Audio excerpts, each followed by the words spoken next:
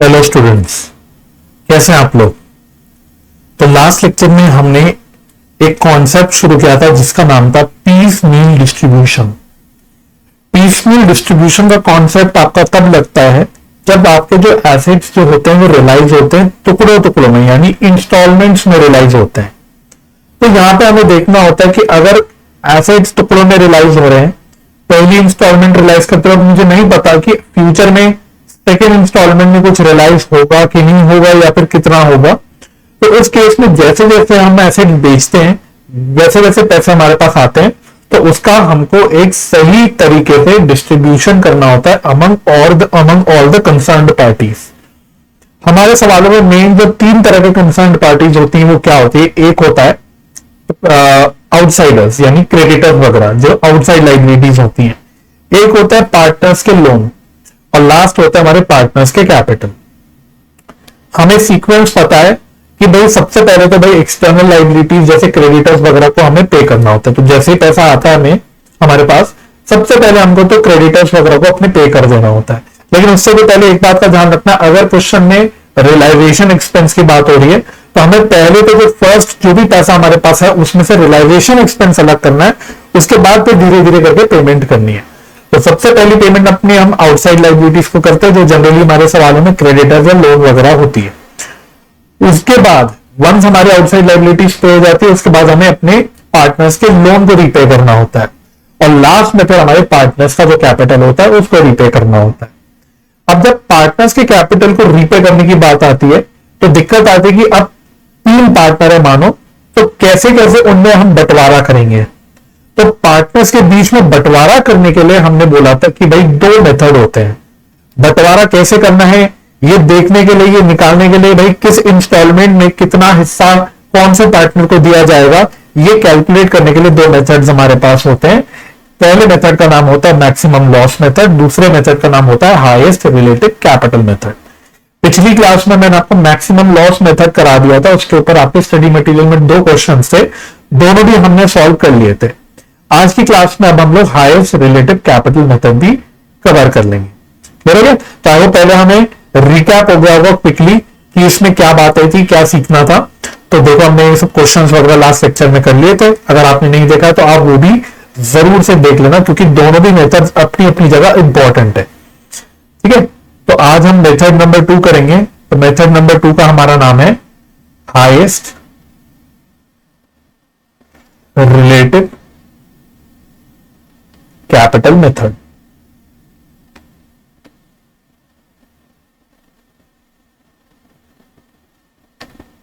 Highest relative capital method.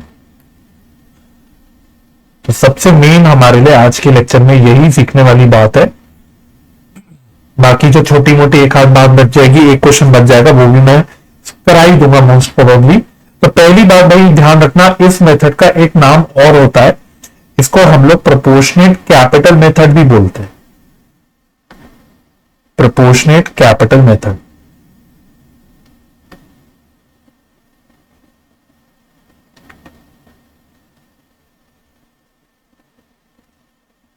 ठीक है, तो देखो इसमें कॉन्सेप्चुअली लिखने के लिए कुछ है नहीं, इसमें कॉन्सेप्चुअली ज्यादा कुछ लिखने को है नहीं क्योंकि आपको पता ही है मैक्सिमम लॉस मेथड में भी आपने देखा था कि प्रैक्टिकल क्वेश्चंस के माध्यम से ही समझ आता है कि क्या इसमें आपको स्टेप्स लगाने, कैसे आपको कैलकुलेशंस करनी है।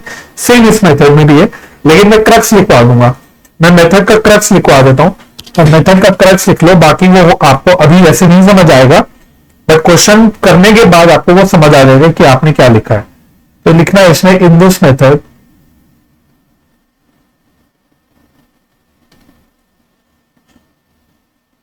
partner who has the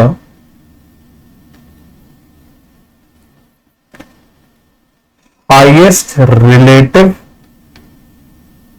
capital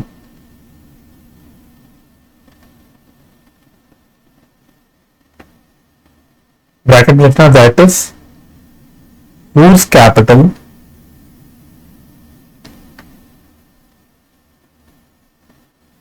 is greater than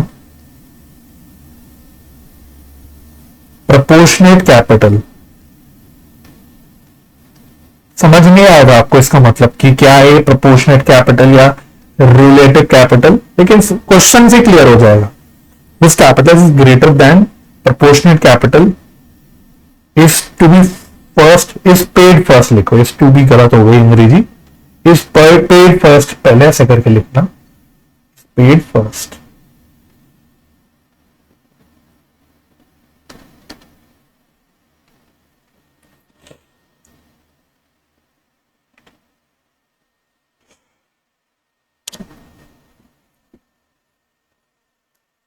For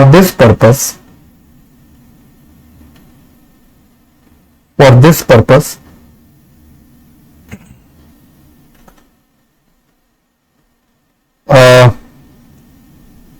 capital of partner having lowest per unit capital, अभी पर यूनिट कैपिटल क्या है समझ आएगा थोड़ी देर में। For this purpose capital of partner having lowest per unit capital is taken as base. तो देखो मैंने बिल्कुल क्रक्स लिखवा दिया, बिकॉज इसके आगे ज्यादा लिखने को हम लिख भी सकते हैं, देखो अंग्रेजी में लिख सकते हैं, लिखवा सकता हूं, लेकिन कोई पॉइंट नहीं, क्योंकि बिल्कुल ही कंफ्यूजिंग हो जाएगा, अननेसेसरी बातें लिखने वाली बात हो जाएगी, टाइम वेस्ट हो जाएगा। तो ये क्रक्स हो गया। वंस आप सीख जाओगे कि क्या मेथड है क्वेश्चन के माध्यम से, फिर आप इसको रीड करना, फिर आपको ये बात समझ आ जाएगी। आई होप अगर आपने लास्ट लेक्चर देखा था मैक्सिमम लॉस मेथड जिसमें हमने किया था, तो आई होप पहले आपने जब मेरे साथ क्वेश्चंस कर लिया था, उसको रिवाइज करने के बाद जब आपने अंग्रेजी पढ़ी होगी, जो मैंने आपको बिल्कुल शुरुआत में लिखवाई थी, तब आपको वो अंग्रेजी समझ आ गई होगी। अगर हाँ तो सेम यहाँ पे भी होगा, आपको ये भी अंग्रेजी बिल्कुल अच्छे से समझ आ जाएगी। ठीक है, तो बस ज्यादा और बिना वक्त गवाए मुद्दे की बात करते हैं, सीधा आएंगे अपने क्वेश्चन में। और एक ही क्वेश्चन है आपके किताब में, स्टडी मटेरियल में, जिससे अच्छी से कॉन्सेप्चुअल कवरेज भी हो जाएगी, और ऐसे क्वेश्चन एग्जाम में भी आते हैं। इलस्ट्रेशन नंबर 8 पे आइएगा, स्टडी मटेरियल पे है, पेज नंबर भी बता देता हूं, पेज नंबर 10.231 पेज नंबर पे इलस्ट्रेशन नंबर 8 आपका है। ये रहा, इंपॉर्टेंट क्वेश्चन है। देखो 3 क्वेश्चन है आपके इस कॉन्सेप्ट के ऊपर, पीसमेल डिस्ट्रीब्यूशन के ऊपर 3 क्वेश्चन है किताब में, तीनों इंपॉर्टेंट है, आप तीनों को इंपॉर्टेंट मार्क करिएगा। तीनों अपनी अपनी जगह कॉन्सेप्चुअली भी इंपॉर्टेंट है, प्लस एग्जाम में भी आ जाते हैं ये क्वेश्चन उठ के, तो इसलिए आपको अच्छे से करके जाने तीनों भी क्वेश्चन। ठीक है, चलिए पढ़ते हैं क्या कहते हैं। Illustration number 8, a partnership firm was dissolved on 30th June 2022। Its balance sheet on the date of dissolution was as follows. तो देखो बैलेंस शीट आपको एक दे रखी है। अच्छा एक बात वैसे मैं बता दूं बिफोर मैं क्वेश्चन में आगे बढ़ूं, इन डाउट मेरे ख्याल से बच्चों का आता है कई बार, तो एक स्टार पॉइंट में लिख देता हूं, पहले मैं क्वेश्चन में आऊंगा वापस। एक मिनट, मुझे जरा याद आ गई बात, इसलिए मैं भूल जाऊंगा बाद में दोबारा से, इसलिए पहले बता देता हूं। बच्चे पूछते हैं दोनों मेथड्स करने के बाद, सर क्या दोनों मेथड्स में जो अल्टीमेटली पार्टनर्स के बीच में डिस्ट्रीब्यूशन होगी तो फाइनल अमाउंट डिस्ट्रीब्यूटेड आएगा, क्या दोनों मेथड में सेम आएगा या दोनों मेथड्स में अलग होगा? तो आपकी जानकारी के लिए दोनों मेथड्स में फाइनल अमाउंट जो डिस्ट्रीब्यूट होगा, जो पार्टनर्स को मिलेगा, that will be of course same. ठीक है, वो ऑफ कोर्स सेम ही आएगा, वो निकालने का तरीका दोनों में अलग है ना भाई। वही बात है, या तो मैं 10 + 2 12 बोलूं, या मैं 14 - 2 12 बोलूं, अल्टीमेटली आंसर 12 आता है। तो वो वैसी ही कुछ बात हो गई कि दोनों मेथड में कैलकुलेशन करने का तरीका अलग है, अलग ढंग से कैलकुलेशन है, लेकिन फाइनल जो डिस्ट्रीब्यूटेड अमाउंट आता है दैट इज ऑलवेज सेम। ठीक है, तो ये लिख लो वैसे आप, final amount distributed among partners will be same under both method, will be same under both the methods। लेकिन क्वेश्चन में जो मेथड लिखा होगा आपको वो फॉलो करना होगा, वो अलग बात है। अगर बाय चांस क्वेश्चन में मेथड नहीं स्पेसिफाइड है, फिर आप अपने मनपसंद मेथड को यूज करके कर सकते, बिकॉज फाइनल आंसर दोनों में सेम ही आएगा। ठीक है, तो फाइनल आंसर में डिफरेंस नहीं आएगा, तो आप दोनों में से कोई भी मेथड यूज कर लेना, बट एग्जाम में मोस्टली मेथड बता ही देता है कि ये आपको मेथड यूज करना है, तो आपको अकॉर्डिंगली वही मेथड यूज करना है। ठीक है, चलो now I will come back to the question. तो आपको एक बैलेंस शीट दे रखी थी पार्टनरशिप फॉर्म की जो 30 जून को डिसॉल्व हो रही थी। तो बैलेंस शीट में देखो इस वैरायटी के क्वेश्चन में पीसमेल डिस्ट्रीब्यूशन में ऐसी ही बैलेंस शीट होगी। ज्यादा गौर करना है आपको लाइबिलिटी साइड पे। तो लाइबिलिटी साइड में आपको लाइबिलिटी मतलब क्या है, वो चीज जो फर्म को रीपे करनी है, अल्टीमेटली जो रीपे करना है फर्म को। तो हमारी 3 तरह की लाइबिलिटीज आती हैं, एक होती है आउटसाइड लाइबिलिटी, एक होता है पार्टनर का लोन, एक होता है पार्टनर का कैपिटल। तो वो आपको हमेशा दिखेगा। तो देखो तीनों पार्टनर्स के कैपिटल है, फिर बी पार्टनर का लोन है, और इसके अलावा फिर सन्ड्री क्रेडिटर्स हैं। सीक्वेंस आपको अच्छे से पता है, सबसे पहले हम लोग क्रेडिटर्स को पे करेंगे, उसके बाद हम बी के लोन को पे करेंगे, और लास्ट नंबर में हम पार्टनर्स के कैपिटल को पे करेंगे। ठीक है, ये दोनों भी मेथड में एक कॉमन चीज है, because this is as per Indian partnership act का प्रोविजन जो है उसके हिसाब से होता है। अब एसेट साइड पर देखना कैश। तो भाई ध्यान रखना, जब भी सबसे पहले आपको कैश या बैंक दिख जाएगा तो सबसे पहला मतलब इंस्टॉलमेंट से बाद में आएगी, पहले तो आपको ये कैश ही लेके यूज करना है। भाई कैश तो वो है ना जो फाइनली आप डिस्ट्रीब्यूट कर ही सकते हो। तो सबसे पहले तो आपको ये कैश को डिस्ट्रीब्यूट कर देना है, बिकॉज ये रॉ फॉर्म में पड़ा है। उसके बाद फिर एक एक करके इंस्टॉलमेंट्स को कंसिडर करना है।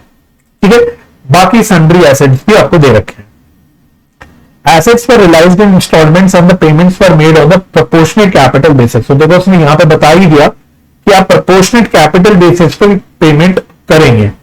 तो ये वही मतलब मैंने आपको बताया था ना, हाईएस्ट रिलेटिव कैपिटल मेथड को हम प्रोपोर्शनेट कैपिटल मेथड भी बोलते हैं।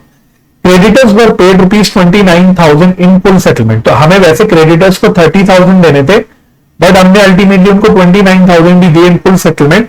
तो अगर आपको फील हो रहा होगा सर कि यहाँ पे एक फायदा हो गया, मुनाफा हो गया, प्रॉफिट हो गया 1,000 रुपए का, तो बेसिकली क्रेडिटर्स ने हमें 1,000 रुपए का डिस्काउंट दे दिया, तो ये हमारे लिए एक फायदा हो गया। ठीक है, फायदा क्या होता है, बेसिकली रियलाइजेशन अकाउंट में जाता है, आपको अच्छे से पता है, कोई दिक्कत नहीं। फिर आगे कहता है expenses of realisation were estimated to be 5,400 rupees, but actual amount spent was 4,000। तो ऐसा पॉइंट आया था पिछले लेक्चर के एक इलस्ट्रेशन में भी, आई थिंक इलस्ट्रेशन नंबर 7 ही था, if I am not wrong. तो वही बात है कि इनिशियली हमने एस्टिमेट किया था कि रियलाइजेशन का खर्चा आएगा 5,400 का, बट फाइनली हुआ वो 4,000 का ही। तो आपको सबसे पहले खर्चों को अलग करना है ना, सबसे पहले आपने जो भी कैश है इंस्टॉलमेंट लेनी है उसमें से रियलाइजेशन को के खर्चे को अलग करना है, और खर्चों को अलग करते हुए पहले आपने जो इनिशियली सोचा हुआ है खर्चा वो अलग करना है। भाई एक्चुअल खर्चा कितना हो तो मुझे बाद में पता लगेगा, मैं कोई जोश तो भी नहीं कर, मैं आज ही बोल दूंगा कि अरे अंत में फाइनली इतना ही खर्चा होगा, ये मुझे थोड़ी पता है। तो मेरे को अगर 5,400 एज ऑफ नाउ लगता है तो मैं सबसे पहले 5,400 रुपीज अलग रखूंगा, बाद में एक्चुअल खर्चा जो भी है वो देखी जाएगी। ठीक है, अच्छा this amount was paid on 15 सितंबर। तो अगर वैसा नीचे इंस्टॉलमेंट्स में देखोगे ना तो लास्ट इंस्टॉलमेंट की डेट है 15 सितंबर, और कह रहा है कि ये 4,000 रुपए का एक्चुअल जो अमाउंट है ये पे किया गया 15 सितंबर को। मतलब ये और क्लैरिफाई कर रहा है कि ये फाइनल 4,000 का जो अमाउंट है ये हमें लास्ट इंस्टॉलमेंट के टाइम ही पता लगा कि भाई एक्चुअल खर्चा 4,000 का ही होगा। ये आपको बस बताने की कोशिश कर रहा है। Excuse me. Draw up a statement showing distribution of cash which was realized as follows. तो इंस्टॉलमेंट नंबर 1 5 जुलाई को 25,200 रुपए मिले, लेकिन इससे भी पहले आपको क्या कंसिडर करना है, कैश कंसिडर करना है। ये क्वेश्चन बताएगा नहीं, ये आपको अपनी बुद्धि लगा के खुद ही लेना है। 10,800 का सबसे पहले तो कैश है हमारे पास, फिर उसके बाद पहली इंस्टॉलमेंट है 25,200 की, फिर सेकेंड इंस्टॉलमेंट आई 30 अगस्त 2022 को 60,000 रुपीज की, फिर लास्ट इंस्टॉलमेंट आई 15 सितंबर 2022 को 80,000 की। अच्छा, अगर आपको पिछला क्लास का क्वेश्चन याद हो, मैं आपको दिखाई देता हूं। पिछले क्लास के क्वेश्चन में भी कुछ ऐसा ही पॉइंट था कि हमने 500 रुपए का खर्चा एस्टिमेट किया था, लेकिन एक्चुअल खर्चा 400 रुपए का आया था, मतलब यहां 100 रुपीज की सेविंग हुई थी। और लास्ट इंस्टॉलमेंट था 20,100 का, जो क्वेश्चन ने यहां पे बता दिया है कि इसमें 100 रुपए की जो सेविंग है इंक्लूडेड है ऑलरेडी, तो आपको दोबारा से नहीं लेनी। लेकिन अब अगर आप इस क्वेश्चन पे गौर करेंगे जो हम कर रहे हैं इलस्ट्रेशन नंबर 8 में, इसमें भी ऐसा ही पॉइंट है। 5,400 रुपीज का खर्चा हमने एस्टिमेट किया था, लेकिन एक्चुअल खर्चा 4,000 का हुआ। दैट मीन्स यहाँ पे 1,400 रुपीज की एक सेविंग है। अब लास्ट इंस्टॉलमेंट में यहां क्वेश्चन ने कहीं नहीं बोला कि इस 80,000 की इंस्टॉलमेंट में ये 1,400 की सेविंग इंक्लूडेड है। तो मैंने आई थिंक उस क्वेश्चन में भी आपको क्लियर करा था कि भाई अगर क्वेश्चन में नहीं लिखा तो फिर आपको ये सेविंग ऐड करनी पड़ेगी। तो लास्ट इंस्टॉलमेंट में 80,000 रुपीज की रियलाइजेशन तो है ही है, साथ में 1400 रुपए की एक सेविंग भी है, क्योंकि मैंने इनिशियली ज्यादा पैसा अलग कर दिया था, 1400 रुपए फालतू मैंने अलग करके रख दिया था, अब वो 1400 रुपए की जरूरत नहीं है मेरे को, तो अब मैं उसमें से वापस निकाल लूंगा, तो मेरे पास 1400 रुपए और आ जाएंगे जो मैं यूज कर सकता हूं for repayment of my dues या लाइबिलिटीज जो भी है। तो अल्टीमेटली लास्ट इंस्टॉलमेंट में मेरे को पता है कितने पैसे लेके चलने हैं, 81,400। क्लियर हो गया? तो ये बात आपको ध्यान रखनी है। अच्छा, क्वेश्चन कहता था partner share profits and losses in the ratio 2:1। तो इन क्वेश्चन में रेशियो बहुत, वैसे तो हर ही पार्टनरशिप के क्वेश्चन में प्रॉफिट शेयरिंग रेशियो इंपॉर्टेंट होता है, लेकिन इसमें थोड़ा और ज्यादा इंपॉर्टेंट होता है, क्योंकि अगर आप पीएसआर मिस कर देंगे तो आपका पूरा क्वेश्चन गड़बड़ हो जाएगा। Prepare a statement showing distribution of cash among the partners by highest relative capital method. तो दोबारा से उसने स्पेसिफाई कर दिया कि यहाँ पे आपको highest relative capital method use करना है। ठीक है, तो देखो क्वेश्चन की डिजाइनिंग अगर आपने देखी होगी तो कोई नई नहीं होगी, अपने जब तक जैसे क्वेश्चन पिछले लेक्चर में करे थे, मोर और लेस वैसी ही डिजाइनिंग है। ठीक है, आइए, statement showing distribution of cash. तो देखो ये हमें वैसे टैबुलर फॉर्म में करना होता है, लेकिन वो टैबुलर फॉर्म को बनाने का कोई भी तरीका हो सकता है, कोई जरूरी नहीं कि आपको बिल्कुल जैसे क्वेश्चन में बना रखा है या स्टडी मटेरियल में आंसर में बना रखा है वही बनाना है। आप एक सिंगल टैबुलर फॉर्म जैसा हम हर क्वेश्चन में कर रहे हैं उसको यूज करके उसको स्टिक कर सकते हो। तो आपने नोट किया होगा पिछले लेक्चर में भी 2 क्वेश्चन में मैंने फॉर्मेट नहीं बदला था, और यहां पे भी मैं फॉर्मेट नहीं बदलूंगा। इंस्टीट्यूट वालों को मजा आता है, वो अपने टेबल के फॉर्मेट और जगह जगह फॉर्मेट चेंज करते रहते हैं, उनको बच्चों को कंफ्यूज करने में थोड़ा मजा आता है, उनको किक मिलती है उससे, है ना। लेकिन मुझे ऐसे कोई किक नहीं मिलती, तो मैं सेम फॉर्मेट पे स्टिक करूंगा। आप पिछले क्लास के फॉर्मेट को रेफर कर लेना, बिल्कुल जैसे हमने देखो यहां बनाया था, मेन जो टेबल बनाई थी, पर्टिकुलर रियलाइजेशन, और फिर हमारी जो 3 कैटेगरी ऑफ लाइबिलिटीज है उसकी अलग अलग हम कॉलम्स बना लेंगे। पार्टनर्स कैपिटल का सिंगल कॉलम बना के हम पार्टनर्स कैपिटल को अलग से दिखाएंगे, बंटवारा पार्टनर्स कैपिटल में कैसे कैसे बंटवारा होगा। ठीक है, तो बिल्कुल सेम हम लोग फॉलो करेंगे ताकि कंफ्यूजन ना राइज हो कभी भी हमें। ठीक है, तो एक हो गया कॉलम पर्टिकुलर्स का, एक कॉलम हो गया रियलाइजेशन का। अब हमारी जो कैटेगरी ऑफ अलग अलग कैटेगरी ऑफ लाइबिलिटीज है, ये रियलाइजेशन बोले तो रुपीज में, ऑफकोर्स अमाउंट में है, तो ऑर्डर में लिखेंगे जिस ऑर्डर में पे करना है। तो सबसे पहले हमें क्रेडिटर्स को पे करना है, तो क्रेडिटर्स लिख लो। ठीक है, इसके बाद हमको बी का लोन पे करना है, तो बीज लोन लिख दो। ठीक है, फिर आप पार्टनर्स का कैपिटल लिख दो। राइट, अच्छा, एक चाहे आप काम एक्स्ट्रा कर सकते हो जो मैंने पिछली क्लास में नहीं करा था, चाहे तो करो चाहे ना करो, वो आप क्योंकि मेंटली भी कर सकते हो। अमाउंट टू बी पेड,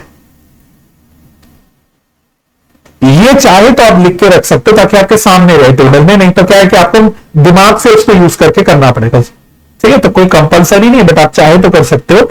जैसे क्रेडिटर्स को हमें अभी एज ऑफ ना वैसे 30,000 पे करने हैं, लाइबिलिटी 30,000 की है, बी के लोन के हमें 10,000 पे करने हैं, और पार्टनर्स कैपिटल के हमको वैसे कितने पे करने, 1,60,000 पे करने।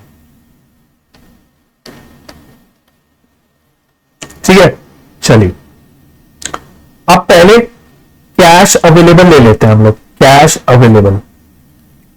अब यहां ध्यान से करना, क्वेश्चन में हमारे पास कितना कैश है, वैसे हमारे पास है 10,800 रुपए का कैश, लेकिन उसमें से सबसे पहले क्या करना है, आपका जिम्मेदारी है, आपकी ड्यूटी है कि इसमें से सबसे पहले जो खर्चा आप एस्टिमेट कर रहे हो वो अलग कर दो। तो इसमें से 5,400 रुपीज का खर्चा हम लोग अलग कर देंगे। चलिए, तो 10,800 का वैसे तो कैश है, लेकिन हम पहले ही 5,400 रुपीज का खर्चा अलग कर देंगे। तो नेट में हमारे पास कितना अमाउंट बच गया, टेक्निकली रियलाइजेशन तो नहीं है ये, बट हाँ ये वो अमाउंट है जो अवेलेबल है फॉर डिस्ट्रीब्यूशन। ठीक है, अच्छा, आप चाहो तो पिछली क्लास में पहले इसमें फर्स्ट इंस्टॉलमेंट ऐड करके फिर एक साथ बंटवारा कर लो, नहीं तो आप पहले 5,400 को बांट दो, फिर इंस्टॉलमेंट्स को बांट देना अलग से, मतलब आप कैसे भी कर सकते हो, क्योंकि उससे आंसर नहीं बदलेगा, वो सिर्फ प्रेजेंटेशन का फर्क होगा, दैट्स इट। नंबर नहीं कटेंगे, कुछ नहीं होगा, प्रेजेंटेशन अलग होगी। समझ आ रहा है? तो जैसे आप करना मन आप अपने हिसाब से देख लेना, चाहे तो आप पहले इसमें फर्स्ट इंस्टॉलमेंट ऐड कर दो इसी में, और फिर टोटल अमाउंट को एक साथ डिस्ट्रीब्यूट कर दो जो भी ऑर्डर में करना है। नहीं तो पहले आप चाहे तो इस 5400 को डिस्ट्रीब्यूट कर दो और उसके बाद फर्स्ट इंस्टॉलमेंट को ले लो, उससे कोई फर्क नहीं पड़ेगा। आई वो पॉइंट इज क्लियर। तो मैं क्या करता हूं, एक थोड़ा सा अलग प्रेजेंटेशन ताकि आपको वो भी क्लियर रहे, वो दिखाने के लिए बस आपको कर देता हूं कि भाई पहले देखो कैश हम पूरा का पूरा 5400 जो है क्रेडिटर को दे देंगे, क्योंकि क्रेडिटर को हमें 30,000 रुपए देना है। ठीक है, ये देने के बाद हमारे पास कितना बैलेंस बच जाएगा,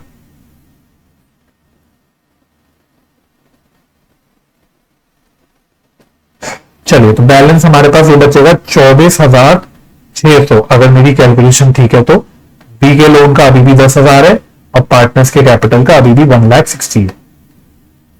ठीक है, अच्छा अब इसमें ऐड कर दो फर्स्ट इंस्टॉलमेंट, मतलब फर्स्ट इंस्टॉलमेंट आप कंसिडर कर सकते हो, जो कि आई थी 5 जुलाई 2022 को। लिख देते 5 जुलाई 2022, मतलब ऐसे लिख रहा हूं, डेट लिखना ऐसा कोई जरूरी नहीं है बट लिख रहा हूं। तो 5 जुलाई को आए हमारे पास 25,200 रुपए, 25,200 रुपए हमारे पास आए। क्वेश्चन से देखते रहना भाई अपने पास कृपया करके, ठीक है, क्वेश्चन से देखते रहना, दिखाई देता हूं। चलो ये आए 25,200 रुपए हमारे फर्स्ट इंस्टॉलमेंट। अब इसमें कैसे कैसे आप बांटोगे, अब जल्दबाजी में, मतलब पहले तो आपको इसमें से क्रेडिटर्स को पे करना है, लेकिन जल्दबाजी में आप यहां पे 24,600 मत लिख देना, जल्दबाजी में 24,600 मत लिख देना। क्यों, क्योंकि पार्टनर क्रेडिटर ने हमको 1,000 रुपए का डिस्काउंट दिया अल्टीमेटली, तो हमें 1,000 रुपए कम दे रहे हैं। तो 24,600 तो ओरिजिनली देने थे, लेकिन इसमें उसने और 1,000 रुपए का डिस्काउंट दे दिया, तो अब हमें इसको 23,600 ही देने, 23,600 ही देने। ठीक है, राइट। तो 25,200 में से 23,600 दे दिए, कैलकुलेट कर लेते हैं इसको, बच गए 1,600 रुपए, बच गए 1,600 रुपए। अब ये 1,600 रुपए आप कहां यूज कर लोगे, अगला नंबर किसका आएगा, क्रेडिटर अब मेरे खत्म हो गए, अब अगला नंबर बी का लोन का आएगा, तो रिमेनिंग 1,600 रुपए हम लोग बी के लोन के अगेंस्ट पे कर देंगे, बस खत्म। तो अब बैलेंस चेक कर लो कितना आ गया। तो पहले बैलेंस लिख देते हैं। तो 1,000 रुपए क्रेडिटर का बच गया और इसका कितना बच गया 8,400,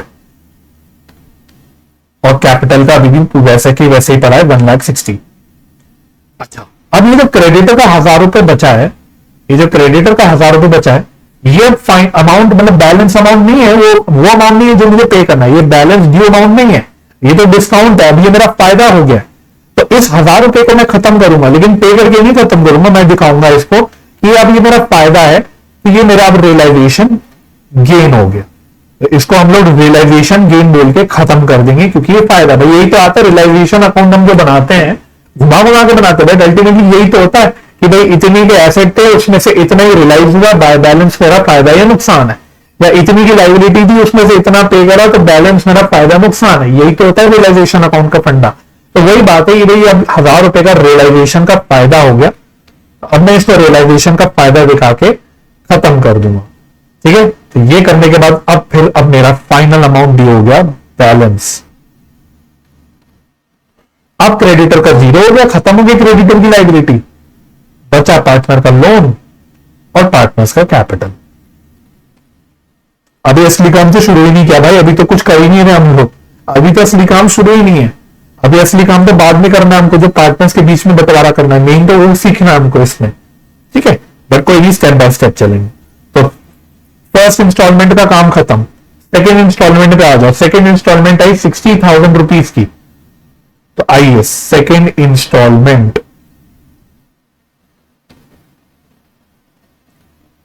ठीक है, अब इस 60,000 में से यहां लिख दूंगा, यहां लिखना है 60,000। अब इस 60,000 में से क्रेडिटर्स को तो देने नहीं ना कुछ, उनका तो खत्म हो गया।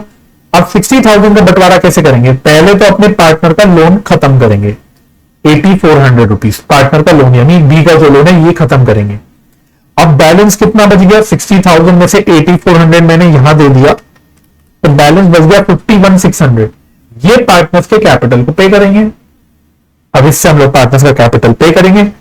अभी दिक्कत कहां है, अभी लड़ाई का मसला आएगा कि ये 51,600 किस किस पार्टनर को कितना कितना मिलेगा, इसमें से ए को कितना मिलेगा, बी को कितना मिलेगा, सी को कितना मिलेगा, ये कैलकुलेशन आगे करनी है हमको। लेकिन अभी सिर्फ इतना हम लोग मेन टेबल में दिखा रहे हैं कि भाई 51,600 हम लोग कैपिटल के अगेंस्ट पे कर देंगे। ठीक है, तो ये करने के बाद अब कितना बैलेंस बच गया,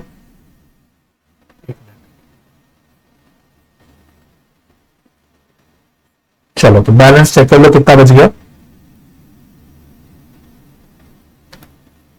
तो क्रेडिटर्स का खत्म, लोन का खत्म, अब पार्टनर्स का कैपिटल बच गया 160 माइनस 51,600, तो यह आया 1,08,400।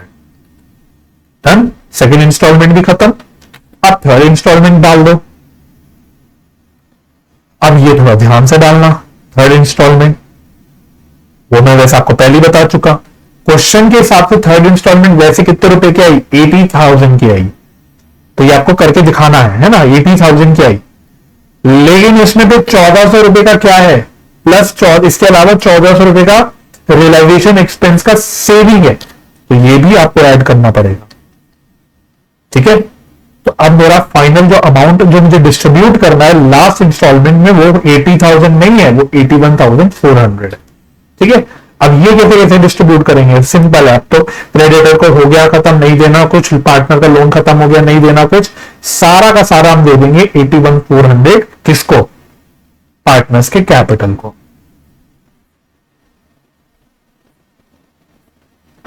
चलो अब बैलेंस कितना बच गया, पहले बैलेंस निकाल लो। सिर्फ कैपिटल का ही बैलेंस बच गया 81,400, ये बचा है 27,000। बच्चों ये 27,000 है क्या, कुछ नहीं है। अब ये लॉस ऑन रियलाइजेशन है, इसके बाद कुछ पैसा और नहीं आ रहा, तो अब ये लॉस ऑन रियलाइजेशन है। और ये आगे टेबल वेबल बना के हम इसको सब कुछ करके मैं आपको टैली भी करा दूंगा, मैं रियलाइजेशन अकाउंट के थ्रू भी टैली करा दूंगा, मतलब कि यही लॉस आपका आने वाला है। तो ये अल्टीमेटली हमको पता है कि पार्टनर्स के बीच में चला जाएगा उनके प्रॉफिट शेयरिंग रेशियो। ठीक है, तो बस मेन टेबल खत्म हो गई, मतलब मेन नहीं कहना चाहिए, मेन टेबल तो वैसे मेरे हिसाब से आ गया। अब असली है, अगर मैं हाईलाइट करूं, देखो मैं ब्लू से हाईलाइट करूंगा, मुझे पार्टनर्स के बीच में पहली इंस्टॉलमेंट में कुछ नहीं बांटना, जो इनिशियली कैश आया था उसमें से कुछ नहीं बांटना। सेकेंड इंस्टॉलमेंट ऑनवर्ड्स मुझे पार्टनर्स के कैपिटल में बंटवारा करना है, तो सेकेंड इंस्टॉलमेंट में मेरे को 51,600 का बंटवारा करना है, और थर्ड लास्ट इंस्टॉलमेंट में हमको 81,400 का बंटवारा करना है। अब ये कैसे कैसे बंटवारा होगा, इसके लिए हमको आना है अगली टेबल पे, और वो हमें बंटवारा करना है as per highest related capital method. ठीक है, आओ नेक्स्ट टेबल, स्टेटमेंट है बेसिकली। टेबल क्या, स्टेटमेंट ही होती है, statement showing distribution of cash among partners capital, और ये हम करेंगे using which method, highest related capital method, short में लिख दो HRCM, highest related capital method. ठीक है, एग्जाम में मत लिखता शॉर्ट में, बट अभी लिख लेता हूं, हाईएस्ट रिलेटेड कैपिटल मेथड की बेसिस पे हमको करना है। ठीक है, अब थोड़ा आप ध्यान से अब सतर्क हो जाना आपको, क्योंकि अब असली चीज तो शुरू हो रही है, क्योंकि बाकी पहले वाला काम तो आप पिछली क्लास में भी कर ही रहे थे, अब आपको असली सीखना है। तो देखो अब 3 पार्टनर्स है, पहले A B C। Highest related capital method में जो अलग पॉइंट होता है बच्चों, इसमें हमें सबसे पहले ऑर्डर निकालना होता है, भाई किस ऑर्डर में कितना कितना किस पार्टनर को पे होगा। हम एक ऑर्डर बना लेते हैं, सीक्वेंस बना लेते हैं, रेंज बना लेते हैं कि इस रेंज में पहले इतना पे होगा, इस रेंज में इतना पे होगा, ऐसे करके। अब ये काम कैसे करते हैं, ये थोड़ा ध्यान से देखना आप। सबसे पहले आपको लिखने हैं कैपिटल्स। अभी कैपिटल्स पार्टनर्स के ABC के कितने हैं, बड़ा सिंपल है, यहां से देखना है 76, 48, 36, 76, 48, 36। अब इनका प्रॉफिट शेयरिंग रेशियो आपको लिखना है। अब ये कैसे लिखना है, प्रॉफिट शेयरिंग रेशियो था कितना, 2:2:1 था, ये रहा 2:2:1। इसको आप ऐसे लिखना, देखो 2:2:1, 2:2:1। अच्छा, अब आपको निकालना होता है कैपिटल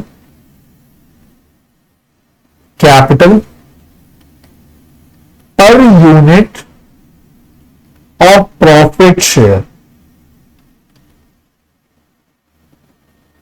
यानी कि कैसे निकालना है आपको, आपने ये कैपिटल्स लिए जो गिवन है क्वेश्चन में, डिवाइड करना है आपको इनके एब्सोल्यूट प्रॉफिट शेयर से।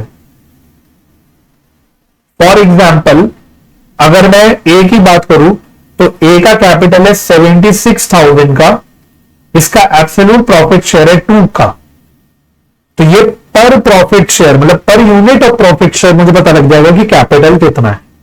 सिमिलरली बी की बात करें तो इसका कैपिटल है 48,000 का, इसका प्रॉफिट शेयर है 2 का, तो पर यूनिट ऑफ प्रॉफिट शेयर हमें पता लग जाएगा इतना बी का कैपिटल है। एंड सिमिलरली सी का है 36,000 का कैपिटल और प्रॉफिट शेयर है 1 का, तो ये आ जाएगा सी के पर यूनिट ऑफ प्रॉफिट शेयर का कैपिटल।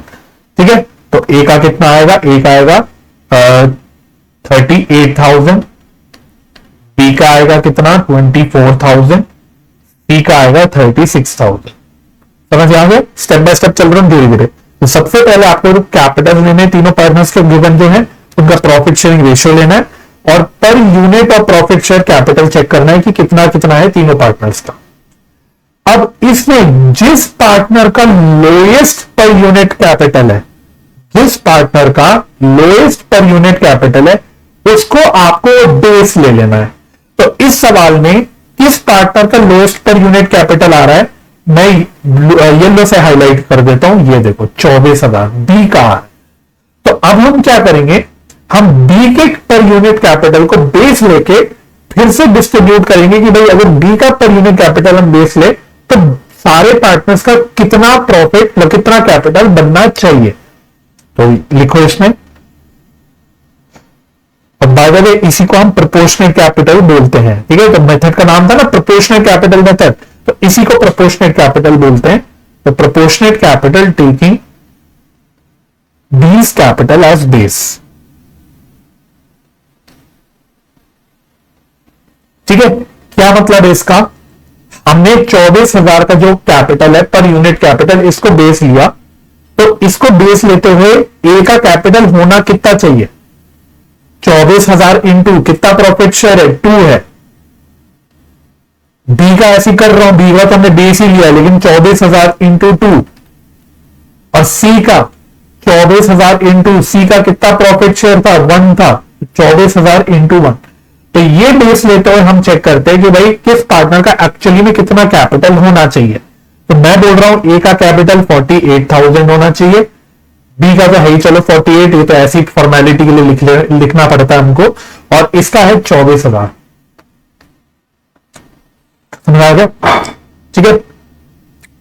तो अब इसके बाद क्या करना है, अब हमें चेक करना है किस पार्टनर का कितना एक्सेस कैपिटल है, किस पार्टनर का एक्सेस कैपिटल है। भाई देखो, जिस पार्टनर का कैपिटल हमने पर यूनिट कैपिटल बेस लिया था उसका तो 0 ही आएगा हमेशा, ऑब्वियस ही बात है, क्योंकि उसका उसी का हमने बेस लेके बंटवारा किया है ना।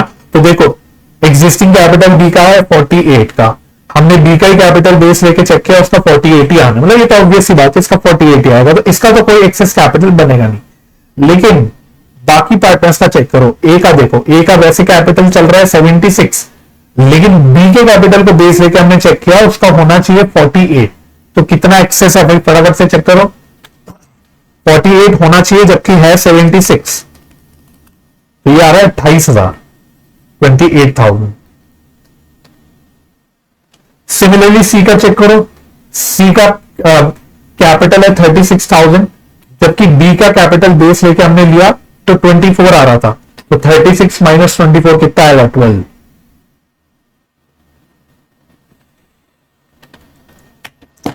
यहां तक ओके हो गया, पहले यहां तक क्लियर होना चाहिए हमको, ठीक है। अच्छा, अब हम, अगर आपने नोट किया, जब शुरुआत की थी तो हमारे पास 3 पार्टनर के बैलेंसेस थे, अब हमने एक्सेस कैपिटल निकाला है, अब ए और सी का बैलेंस बच रहा है एक्सेस कैपिटल। बी का कोई एक्सेस कैपिटल है नहीं, बी का कोई एक्सेस कैपिटल नहीं, हमको पता लग गया। अब ए और सी का एक्सेस कैपिटल है, अब फिर से हमें चेक करना है कि अगर अब ए और सी दोनों का एक्सेस कैपिटल है तो अब ए और सी में से दोनों में से किसका ज्यादा एक्सेस है। बात समझ आ रही है, पहले हमने एबीसी को एक साथ चेक किया, उसमें lowest per unit capital B का आया, तो उससे हमें पता लग गया कि इसका मतलब बी का कोई एक्सेस कैपिटल है नहीं, वो 0 ही आ गया, लेकिन ए और सी का है। अब हमें ए और सी को कंपेयर करके देखना है कि दोनों में से अब उन दोनों में से किसका ज्यादा एक्सेस कैपिटल है। ठीक है, तो इस तरह से हमें ऑर्डर बनाना है। ठीक है, तो ऑर्डर भी अभी बनाना कैसे वो समझ आ जाएगा, बट ये स्टेप बाय स्टेप काम करना है।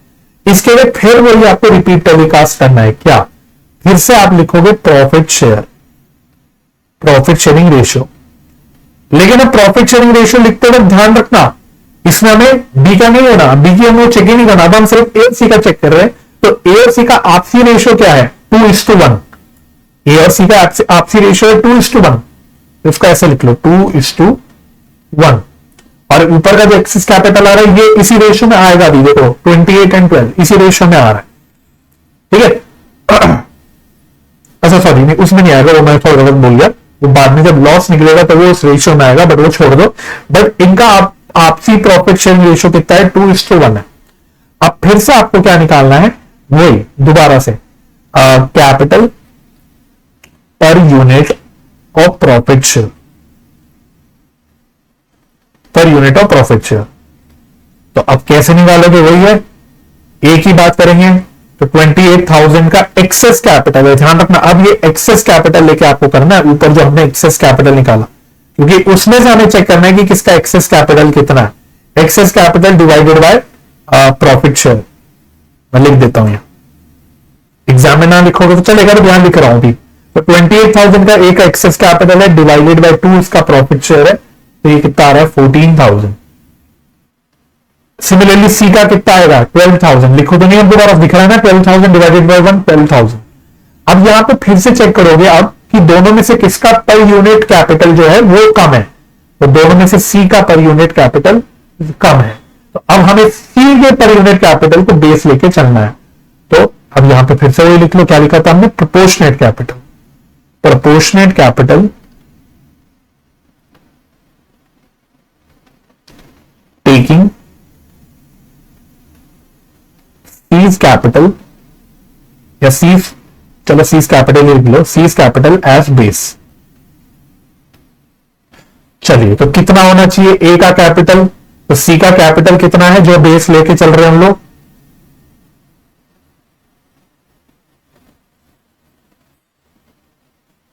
तो सी का कैपिटल है 12,000, इसको बेस लेके हमें चलना है। तो 12,000 into 12,000 into 2, that is 24,000।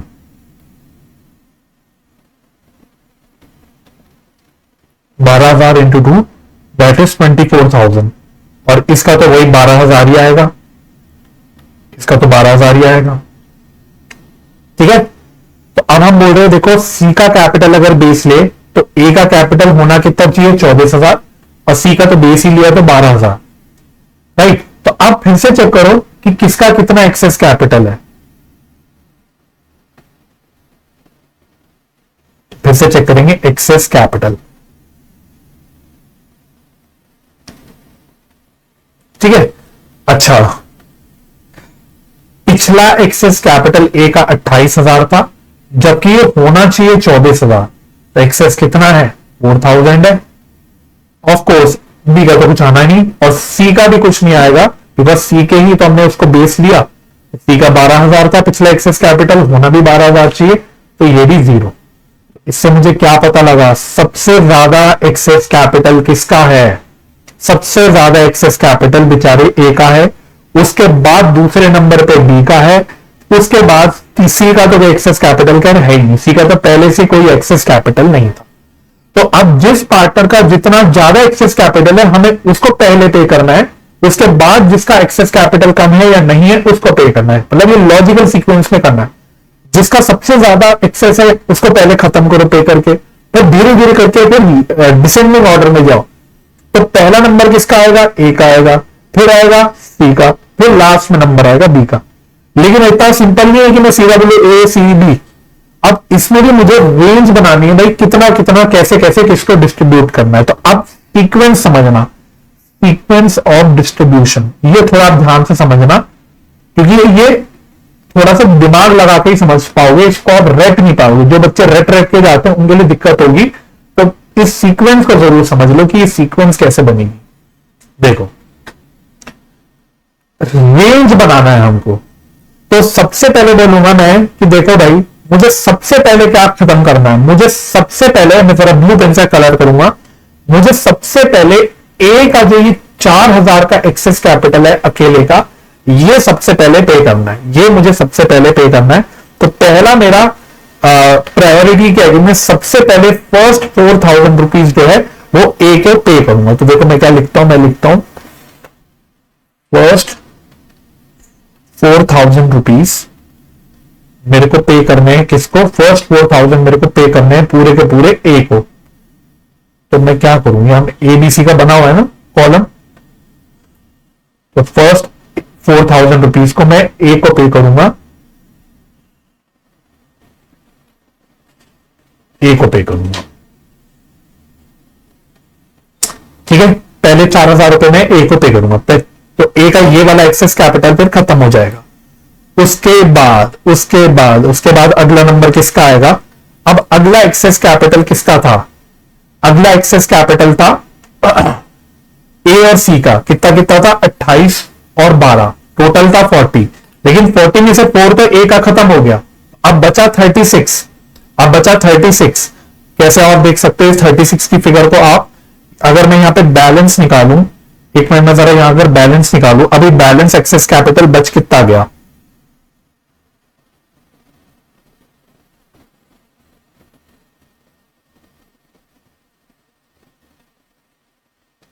Balance excess capital, balance excess capital, ठीक है। तो देखो पिछला एक्सेस कैपिटल ए का था 28,000 रुपए, उसमें से 4,000 रुपए मैंने ये अलग कर दिया, तो अभी भी इसका कितना अलग से बन गया 24,000 रुपए, राइट। और सिमिलरली सी की बात करो, सी का पिछला 12,000 था जिसमें से कुछ भी बाहर नहीं निकला, तो अभी ये 12,000 रुपए। तो बेसिकली मैंने थोड़ा सा तोड़ दिया, ये जो 28,000 रुपए का कैपिटल आ रहा था एक्सेस कैपिटल, उसको मैंने यहां पे थोड़ा सा तोड़ दिया और ये भी यहां पे ऐसे टूट गया, ठीक है।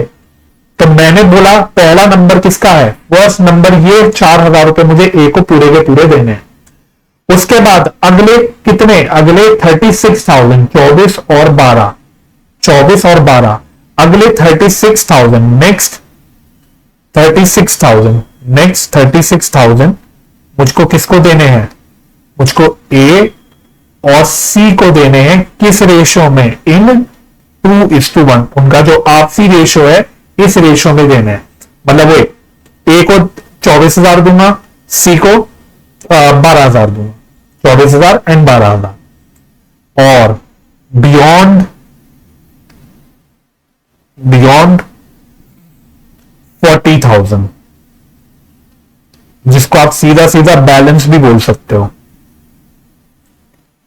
तो देखो 4,000 और 36,000 कुल मिला के 40,000 हमारे एक्सेस कैपिटल खत्म हो गए। इनिशियली एक्सेस कैपिटल कितना था, टोटल 28 था ए का, सी का 12 था, टोटल 40 था। तो यहां मैंने पहले एक्सेस कैपिटल को 40,000 के एक्सेस कैपिटल को निपटा दिया, खत्म कर दिया। अब जो भी इसके बाद बैलेंस बचा इस 40,000 के बाद, अब ये सब ए बी सी का है, अब किसी का कोई एक्सेस कैपिटल नहीं, ए और सी का खत्म हो गया, बी का पहले से ही नहीं था, वो तो पहले नंबर भी बाहर हो गया था। तो अब जो भी बचा बियॉन्ड 40,000 वो ए बी और सी तीनों में बढ़ जाएगा इन उनके प्रॉफिट शेयरिंग रेशियो में, दैट इज 2:2:1। तो बच्चों ये ध्यान से चेक कर लो, ये मेन काम आपको करना है। अगर यहां तक आपने काम कर लिया तो आगे का काम आपका खत्म हो गया, आगे का काम आपका खत्म हो गया, ट्रस्ट मी। तो रिपीट कर रहा हूं, सबसे पहले 4,000 रुपए, क्योंकि हमने एक एक करके स्टेप बाय स्टेप देखा तो हमें पता लगा कि भाई 4,000 जो ए का कैपिटल है वो सबसे ज्यादा एक्सेस है, तो पहले 4,000 पूरे हमें ए को देने हैं।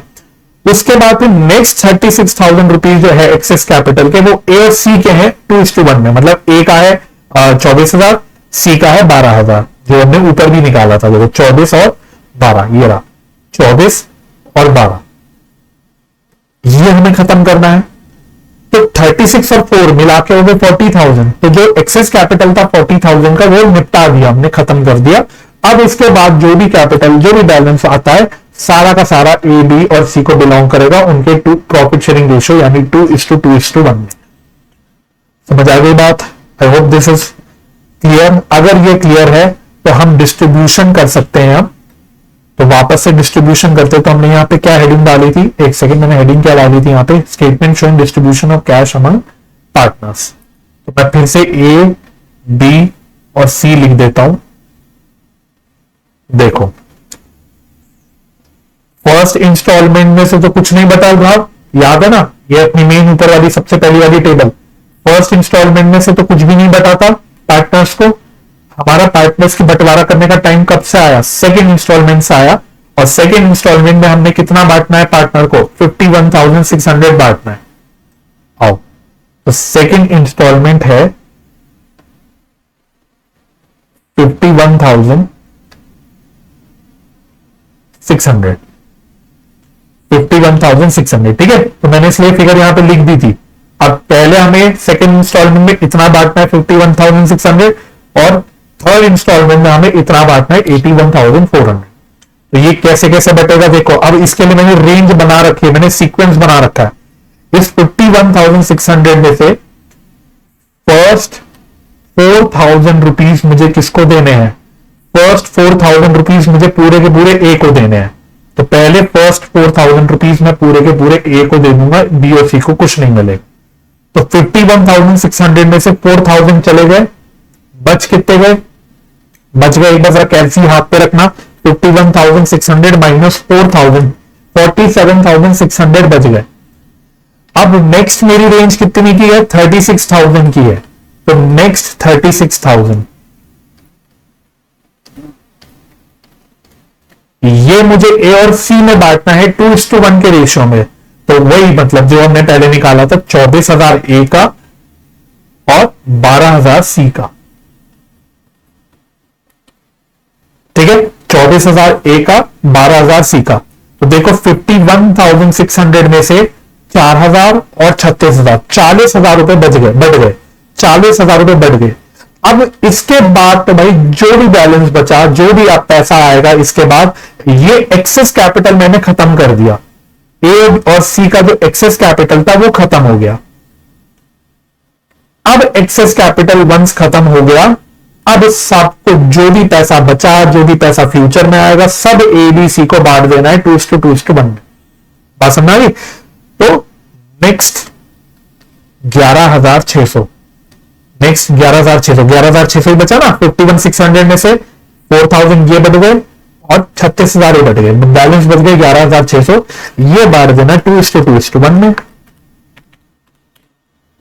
तो ए का आ गया 4,640, बी का आ गया, बी का कितना आएगा 4,640, और सी का कितना आएगा, सी का आएगा 2,320, 2,320।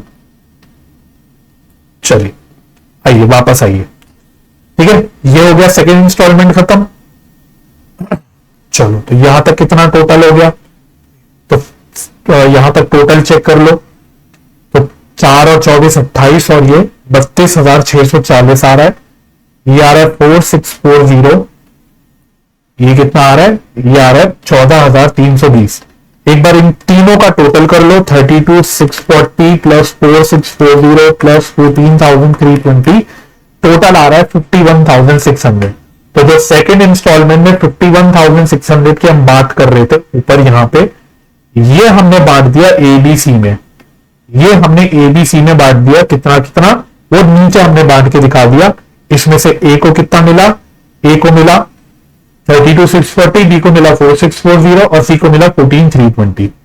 तो सेकंड इंस्टॉलमेंट खत्म। अब थर्ड इंस्टॉलमेंट पे आ जाओ। थर्ड इंस्टॉलमेंट, यहां तो बच्चों को पंगा ही नहीं पड़ेगा, बहुत ही आसान हो गया। अब तो असली काम तो आप कर ही चुके, अब तो सिंपल हो गया। थर्ड इंस्टॉलमेंट में हमें पार्टनर्स में कितना बांटना है, थर्ड इंस्टॉलमेंट में हमें 81,400 बांटना है, ठीक है, 81,400 बांटना।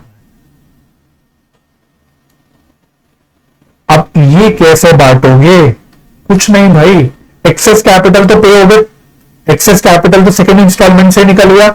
अब इसके बाद तो जो भी आएगा पैसा सारा का सारा 2:1 में बांट देना है, बस ये बांट दो।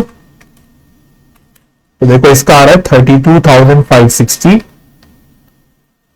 इसका आ रहा है 32,560 आएगा, और सी का आएगा 16,280।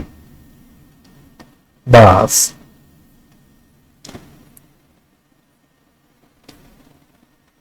Total amount paid. ठीक है। अच्छा, अब रटने वाले बच्चे मैं पहले बता रहा हूं भाई, रटने वाले बच्चे क्या कहेंगे, सर 81,400 बांटना है, फिर से ऐसे ही बांटो ना, पहले 4,000 ऐसे, अगले 36,000 ऐसे, फिर रिमेनिंग ऐसे। सर दोबारा ऐसी बांटो ना जैसे ऊपर आपने रेंज में बांटा था, सीक्वेंस में बांटा था, है ना। तीसरे इंस्टॉलमेंट को भी वैसे बांटो। तो रटने वाले बच्चे ही बोलेंगे, लेकिन लॉजिकली सोच लेना भाई, एक्सेस कैपिटल वंस पे हो गया, एक्सेस कैपिटल तो यहीं से पे हो गया, खत्म एक्सेस कैपिटल का झमेला। ए और सी का जो एक्सेस कैपिटल तो हम रीपे कर चुके हैं यहां पे, तो दोबारा थोड़ी रीपे कर देंगे एक्सेस कैपिटल। एक्सेस कैपिटल तो हम पे कर रहे हैं ना, उसके बाद तो जितना भी पैसा आ रहा है, जो भी पैसा बच रहा है, वो सब तीनों पार्टनर्स को बिलोंग करता है। ये बात ध्यान रखना, बात समझ आ गई। ठीक है। तो रखने वाले बच्चे कृपया करके ऐसे डाउन्स ना लाए, कंफ्यूजन ना आए दिमाग में कि सर फिर से ऐसी रेंज में बांटो, क्योंकि एक्सेस कैपिटल सेकंड इंस्टॉलमेंट में बढ़ गया, दोबारा नहीं दे दोगे भाई। एक्सेस कैपिटल खत्म हो गया, उसके बाद तक जो भी पैसा है, 40,000 तक एक्सेस कैपिटल था, 40,000 के तक जो भी पैसा आ रहा है, जो भी पैसा बच रहा है, वो तीनों पार्टनर्स को देना है 2:2:1 में। चलो आई होप ये कंफ्यूजन नहीं आएगा बच्चों को। तो 32,640 प्लस 32,560, तो इसको टोटल हमने दिया 65,200, ब्लैक से लिखेंगे 65,200। फिर 4640 प्लस 32,560, ये आ रहा है 37,200। 14,320 प्लस 16,280, इसका आ रहा है 30,600। तो this is the final amount paid. मैं इसको ग्रीन से कलर करूंगा। ये फाइनल अमाउंट हमने टोटल पे करा है तीनों पार्टनर्स को, कैपिटल को। ठीक है, ये टोटल अमाउंट पे हुआ है। अमाउंट टू बी पेड, कितना हमें पे करना था, कैपिटल के बैलेंसेस थे कितने, कितने कैपिटल के बैलेंसेस मुझको देने थे, जो ओरिजिनली हमने बिल्कुल स्टार्टिंग में लिए थे तीनों पार्टनर्स के, 76, 48, 36, 76, 48 एंड 36। इतना मुझे ओरिजिनली बांटना था, पार्टनर्स को देना था, है ना, यही था ना, 76, 48 एंड 36। लॉस या बैलेंस ऐसे लिखो इसको, balance unpaid, balance unpaid, bracket में लिख लो लॉस ऑन रियलाइजेशन।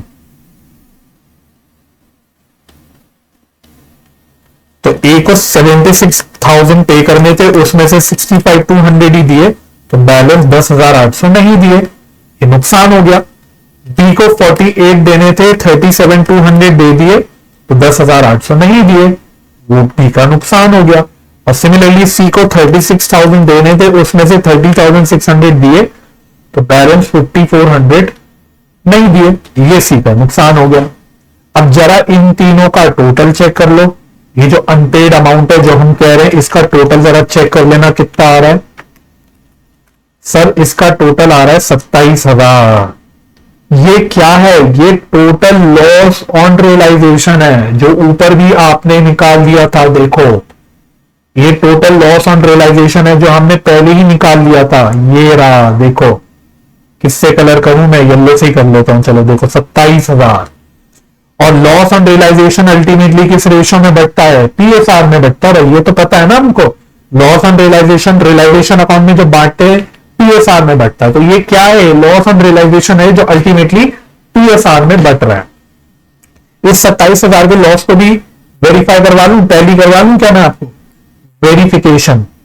मैं पूरा रियलाइजेशन अकाउंट नहीं बनाऊंगा बच्चों, आप चाहो तो वो भी बना के चेक कर सकते हो।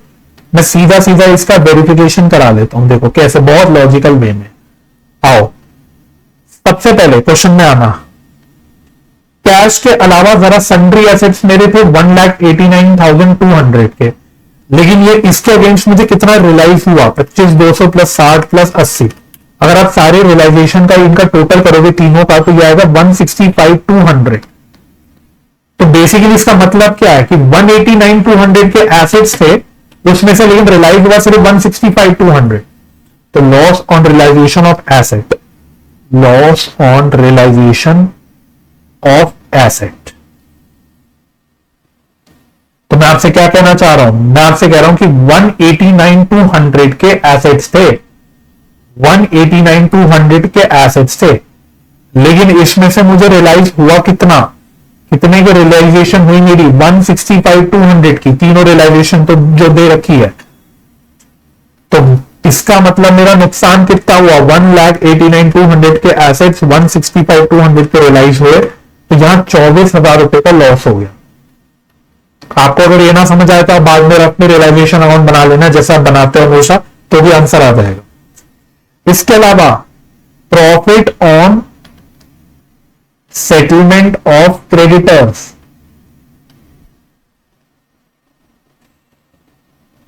Profit on settlement of creditors, याद है 1,000 रुपए के डिस्काउंट मिला था हमें, 1,000 रुपए का फायदा हुआ था जो हमने रियलाइजेशन गेन बोल के ऊपर हटा दिया था। देखो यहां पे ये रहा, ये 1,000 रुपए का क्या हुआ था, रियलाइजेशन का फायदा हुआ था। बेसिकली क्रेडिटर्स ने हमें फायदा दिया था, डिस्काउंट दिया था, तो इससे मेरा लॉस कम हो जाएगा 1,000 माइनस। सर फायदे को माइनस में क्यों लिख रहे हो, सर फायदे को माइनस में क्यों लिख रहे हो भाई, मैं लॉस प्लस में लिख रहा हूं, फायदा माइनस में लिख रहा हूं, क्योंकि फाइनल मुझे पता है आंसर लॉस ही आने वाला है। तो लॉस की फिगर को प्लस में लिख रहा हूं, तो प्रॉफिट की जो फिगर होगी वो माइनस में हो गया। वो कितनी कॉमन सेंस आप लगा सकते होंगे, ठीक है। और इसके अलावा रियलाइजेशन एक्सपेंस, भाई रियलाइजेशन का खर्चा है, ये तो हमेशा नुकसान ही देता है, लेकिन कितना खर्चा है, फाइनल खर्चा जो हुआ, फाइनल हमें कितने का खर्चा हुआ, 4,000 रुपीज का, 4,000 रुपीज का। ये अगेन नुकसान है, खर्चा मतलब नुकसान, तो नुकसान को मैं प्लस में लिख रहा हूं, ठीक है, नुकसान को प्लस में लिख रहा हूं, फायदे को माइनस में लिख रहा हूं, क्योंकि फाइनल आंसर मेरा नुकसान में आने वाला है, मुझे पता है। तो इसको प्लस माइनस करके देख लेना, ये आपका 27,000 ही आएगा। This is nothing but loss, final loss on realisation, जो हमने ऊपर भी टैली कर दिया। इसमें भी दिक्कत आए तो भाई आगे आप रियलाइजेशन अकाउंट बना के उससे आंसर निकाल लेना, अगर आपको वो कंफर्टेबल लगता है तो वो भी आपका आंसर सेम ही आएगा, ठीक है। तो इसको हम बोलते हैं highest related capital method. Main जो काम है वो इस टेबल में है जो हमने किया, इसमें भी नहीं, यहां पे जहां में सीक्वेंस ऑफ पेमेंट निकाली कि भाई किस सीक्वेंस में डिस्ट्रीब्यूशन होगा, ये बड़े अच्छे से आपको रिवाइज करना है। असली यही खेल है, बाकी सिंपल, बात समझ गए, ठीक है। तो अब चाहे तो आप बाद में आफ्टर मतलब लेक्चर के देखने के बाद आप बाद में अंग्रेजी जो ऊपर लिखी थी वो पढ़ लेना। अब अगर आपको ये समझ आ गया कि हमने ये क्या स्टेप्स यहां पे लगाए, तो वो अंग्रेजी भी आपको समझ आ जाएगी जो आपने लिखी थी, ठीक है जी। तो आई होप नाउ दोनों भी मेथड्स आपके क्लियर हो गए होंगे, maximum loss method and highest related capital method. ध्यान रखना हाईएस्ट रिलेटेड कैपिटल मेथड को प्रोपोर्शनल कैपिटल मेथड भी बोलते, कभी हो सकता है एग्जाम में वो proportional capital method term use कर ले, तो आपको कंफ्यूज नहीं होना, it means highest related capital method, ठीक है। चलो अब जब बच्चों आपका लास्ट टॉपिक बच गया, वो है winding up of limited liability partnership, मतलब डिसोल्यूशन हो गया हमारी पार्टनरशिप फर्म का। अब एलएलपीज का जो डिसोल्यूशन होता है जिसको वाइंडिंग अप बोलते हैं, उसके बारे में है। तो पहले तो देखो थ्योरेटिकल बात है, मैं यहीं से पढ़वा लेता हूं, ज्यादा इतनी इंपॉर्टेंट नहीं है, बट थ्योरेटिकल बात है।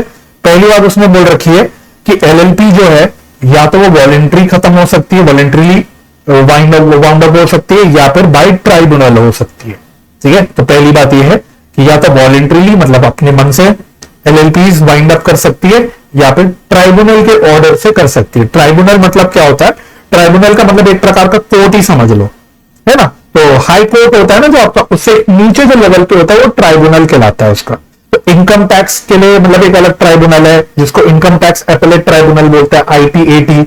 जीएसटी का भी इस प्रकार से अपना एक अलग ट्राइब्यूनल है, और आरओसी का, कंपनीज का बेसिकली अपना एक ट्राइब्यूनल है जिसको एनसीएलटी बोलते हैं, मे भी आपने सुना होगा, नेशनल कंपनी लॉ ट्राइब्यूनल। तो एलएलपीज जो होती है बेसिकली आरओसी के अंदर ही रजिस्टर होती है, तो उनके लिए भी जो ट्राइब्यूनल चलता है वो एनसीएलटी ही चलता है।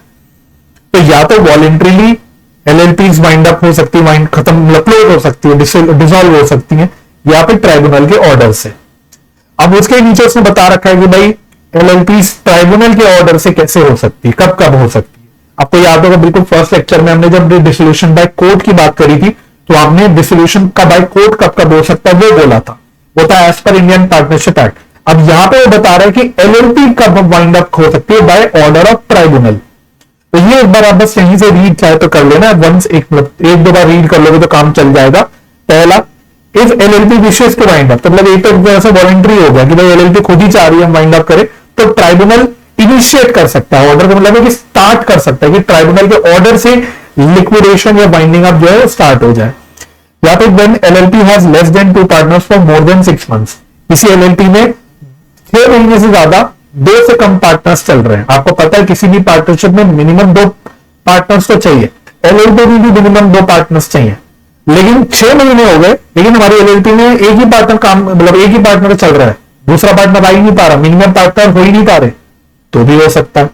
फिर एलएलपी इज अनेबल टू पे इट्स डेट्स, मतलब इंसॉल्वेंसी हो गई एक प्रकार से, राइट, इंसॉल्वेंसी समझ लो इसको। फिर LLP has not acted in the interest of the sovereignty and integrity of India. मानो एलएलपी क्या है, जो हमें पता लगता है कि एलएलपी तो भाई किसी टेररिस्ट ऑर्गेनाइजेशन को फंड कर रही है, तो इंडिया के खिलाफ काम कर रही हो, तो भाई तो ऐसा कुछ है तो भी भाई फिर तो बाइंडिंग अप करो भाई, वाउंड अप करो, ट्राइब्यूनल जो है वो ऑर्डर दे देगी कि बंद करो अपनी एलएलपी को, राइट।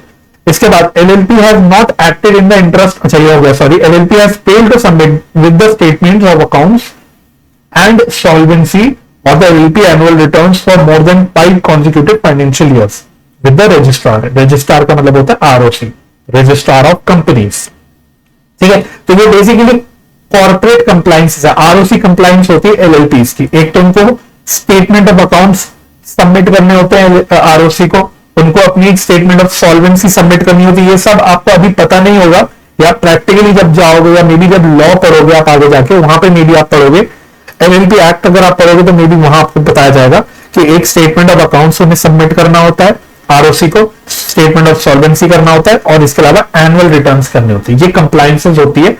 तो इन कंप्लायंसेस में अगर डिफॉल्ट कराए किसी एलएलपी ने मोर देन 5 consecutive फाइनेंशियल ईयर, समझ रहे, तो लगातार 5 से ज्यादा consecutive ईयर्स में इन कंप्लायंसेस का डिफॉल्ट कराए तो भी ट्राइब्यूनल ऑर्डर देके बंद करवा सकती है एलएलपी को। और लास्ट बस एक रेजिबल टाइप का रीजन बन गया, तो tribunal thinks that it is just and equitable, it is just and equitable that the LLP should be wound up. तो अगर उनको लगता है किसी और कारण से कि सही है, जस्ट है, इक्विटेबल है कि भाई एलएलपी को बंद हो जाना चाहिए, तो भी वो कर सकती है। तो यहां तो खुली छूट दे दी ट्राइब्यूनल को, वो अपनी डिस्क्रिप्शन के हिसाब से ऑर्डर देके किसी एलएलपी को बंद करवा सकते हैं। तो इसे ज्यादा इंपॉर्टेंट मेरे हिसाब से है नहीं, बाकी आपके एलएलपी एक्ट में आप ये सब चीजें पढ़ोगे ही मेरे ख्याल से, तो उतना इंपॉर्टेंट नहीं, बट आपको पता होना चाहिए। कॉन्सेप्चुअली स्पीकिंग कुछ क्वेश्चन में नया नहीं है भाई, हालांकि उन्होंने एक इलस्ट्रेशन लाइन दे रखा है एलएलपी के लिए, लेकिन पता ही, मैं आपको रियलिटी बताता हूं, पुराने स्टडी मटेरियल में एक क्वेश्चन पार्टनरशिप फॉर्म का था, उसी को उन्होंने बस क्या मॉडिफाई कर दिया, वो फॉर्म हटा के एलएलपी कर दिया। पुराने स्टडी मटेरियल में एलएलपी का क्वेश्चन ना होकर सेम क्वेश्चन था, लेकिन पार्टनरशिप फॉर्म का था, नॉर्मल डिसोल्यूशन ऑफ पार्टनरशिप का, जिसमें रियलाइजेशन अकाउंट बनाना है, कैपिटल अकाउंट बनाना है, करंट अकाउंट बनाना है, वगैरह वगैरह। अब उसी सवाल को बस एक क्वेश्चन को बस फॉर्मेलिटी के लिए, अरे हमने तो चैप्टर का नाम रखा है dissolution of partnership form and एलएलपीज, हमने डिसोल्यूशन ऑफ एलएलपी की भी एक टॉपिक डाल रखा है, वाइंडिंग ऑफ एलएलपी, तो कुछ तो यार हमें क्वेश्चन डालना चाहिए। तो उसको बस ठीक करने के लिए, उसके लिए बस इंस्टीट्यूट ने क्या करा, एक पुराने क्वेश्चन को जो फर्म का होता था डिसोल्यूशन का, उसमें बस फर्म को काट के उन्होंने एलएलपी कर दिया। उन्होंने बोल दिया ये लो देखो डिसोल्यूशन ऑफ एलएलपी का क्वेश्चन भी डाल रखा है हमने, है कुछ नहीं है, क्वेश्चन पढ़ लेना, पूरा question as it is dissolution of partnership form है। मैं रीड कर लेता हूं, मैं सॉल्व भी कराऊंगा, मैं डिस्कस कर लूंगा, ये आपको करना है होमवर्क में, ठीक है। एक क्वेश्चन आई बिलीव यार आप होमवर्क में कर लोगे, कोई दिक्कत नहीं होनी चाहिए। मैं मेजॉरिटी क्वेश्चंस तो सारे अपने वीडियोस में कर लेता हूं, बिकॉज उसमें कुछ नया नहीं है, सारी पॉइंट्स आपको ऑलरेडी करवाए जा चुके हैं। तो देखो पीएनक्यू और partner sharing profits equally in LLP, बस इतना है। Their balance sheet as on March 31, 2022 was as follows.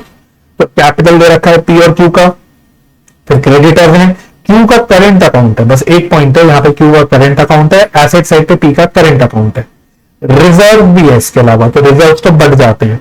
बाकी बैंक ओवरड्राफ्ट है, इधर आ जाओगे एसेट साइड पे बैंक है, डेटर है, स्टॉक है, फर्नीचर है, मशीनरी है। Firm was dissolved on the above date, बाकी सब कुछ नहीं। मतलब भैया अगर आपको एलएलपी का क्वेश्चन बनाना ही था तो क्यों आपने यहाँ डिसॉल्व वर्ड यूज किया, अपने यहाँ बाउंड अप वर्ड क्यों नहीं यूज किया? थोड़ा अगर आप कर ही देते तो इतना तो कर लेते मेहनत, नहीं भाई। या बाकी क्वेश्चन बिल्कुल कॉपी पेस्ट है। P took over the 50%, P took over 50% of the stock at 10% less on its book value. तो मतलब क्या है, मतलब मैं साथ साथ डिस्कस जल्दी जल्दी से कर लेता हूं भाई, क्योंकि ऐसा कुछ है नहीं। स्टॉक है हमारे 35,000 के, कह रहा है कि इसमें से जो 50% स्टॉक है, तो 35,000 का 50% कितना आएगा, आई थिंक 17,500 आया। इसको कौन लेके चला गया, इसको पी लेके चला गया 10% less than the book value पे, तो इसको पी लेके चला गया 10% कम बुक वैल्यू। तो कितने वैल्यू पे लेके गया होगा, 17,500 माइनस 10%, 15,750। तो रियलाइजेशन अकाउंट जब बनाएंगे तो उसमें क्या लिखेंगे, क्रेडिट साइड पे बाय पीस कैपिटल 15,750, चेक कर लेना। आओ ये देखो, by P's capital stock taken over हो गया 15,750।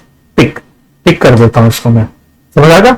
अच्छा, remaining stock was sold at a gain of 15%, बाकी रिमेनिंग स्टॉक 15% गेन पे हो गया, तो रिमेनिंग 50% ये बिक गया, सोल्ड हो गया, रियलाइज हो गया।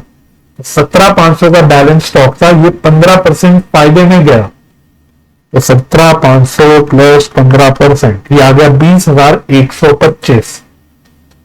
20,125, तो रियलाइजेशन अकाउंट में क्रेडिट साइड पे लिख देंगे बाय बैंक 20,125। ये देखो, आओ ये रहा 20,125। तो उन्होंने बाय बैंक की एंट्री सारी एक साथ ग्रुप करके डाल रखी है, तो उसमें ये रहा स्टॉक जो बिका 20,125 का।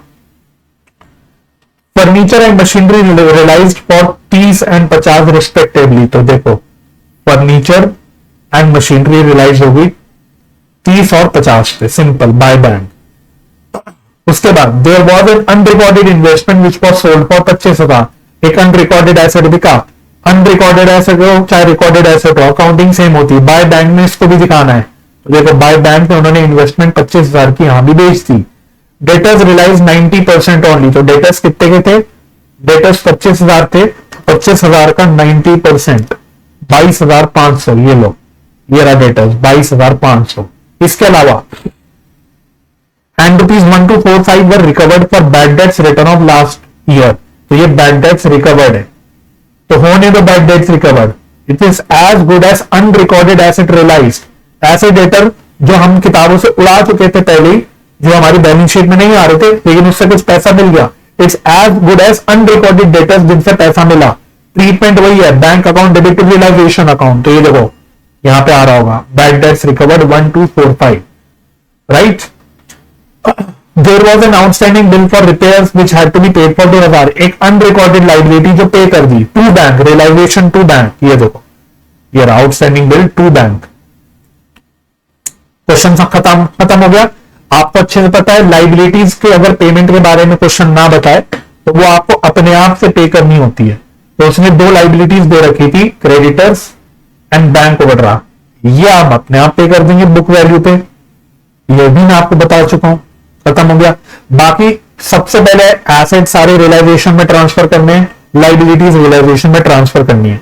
कौन सा एसेट नहीं रियलाइजेशन में नहीं ट्रांसफर होगा, एक तो पीस करेंट अकाउंट नहीं होगा और बैंक नहीं होगा। बाकी डेटर, स्टॉक, फर्नीचर, मशीनरी ये सब रियलाइजेशन के डेबिट साइड पे ट्रांसफर हो जाएंगे, debtor, stock, machinery and furniture.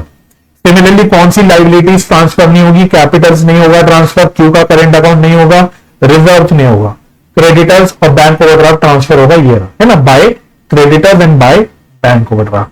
मतलब मैं फॉर्मेलिटी के लिए बच्चों डिस्कस कर रहा हूं, ये सब ऑलरेडी हम कर चुके, फर्स्ट लेक्चर से हम लोग ये कर रहे हैं, पसंद आ रही है, ठीक है। तो ये सब कर आने के बाद कोई खर्चा वर्चा है नहीं, फाइनली आपका आ जाएगा फायदा, रियलाइजेशन का प्रॉफिट 2620, जो पार्टनर्स के बीच में उनके पीएसआर में बांट दोगे तो वो इक्वली था, 1:1 इनका प्रॉफिट शेयरिंग रेशियो था, तो बराबर बराबर इनका प्रॉफिट बढ़ जाएगा। अब बस एक बात जो मैंने आपको शायद बताई थी, आईसीआई क्या करता है, अगर फिक्स कैपिटल मेथड है जहां पे पार्टनर्स का कैपिटल अकाउंट और करेंट अकाउंट अलग अलग है, तो आईसीआई क्या करता है, करेंट अकाउंट में रियलाइजेशन का प्रॉफिट लॉस और जो रिजर्व वगैरह का जो बंटवारा है वो करेंट अकाउंट में कर देता है।